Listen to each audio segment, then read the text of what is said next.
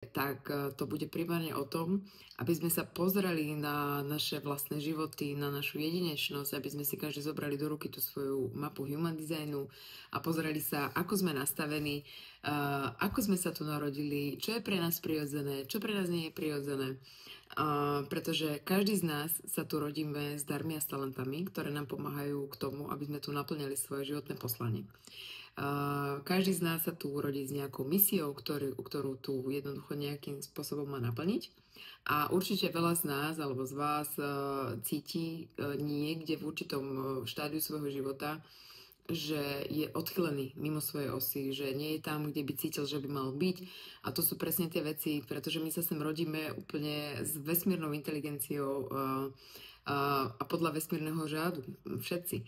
A my ako ľudské bytosti sme tu obdarovaní tým, že máme rozum, že máme mysel, že môžeme myslieť a niekedy žiaľ je nám ale táto mysel na škodu, pretože vo veľa prípadoch rozhoduje za nás a my sme sa tu prirodzene narodili s inteligenciou rozhodovania sa v rámci tela, čo je vlastne naša vnútorná rozhodovacia schopnosť a naša vnútorná autorita. A ja to stále budem prirovnávať proste k zvieratám. Zvieratá dokonale vedia, kedy čo majú robiť, kedy čo majú jesť, kedy sa ako zachrániť, kedy prečím utiecť. A nie je to tým, že by rozmýšľali, ale je to tým, že jednoducho počúvajú svoje telo. My sme sa odchýlili od prírody a prestali sme to telo počúvať.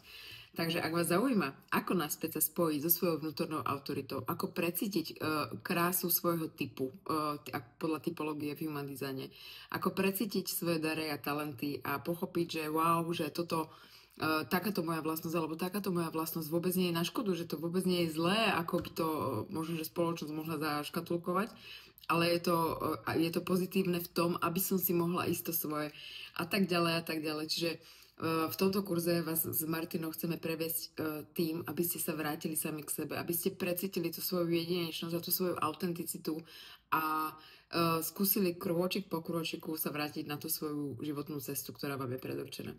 Takže kto ešte váhate, alebo rozmýšľate, alebo možno, že ešte len vidíte prvý raz toto video a oslovilo vás to, tak 20.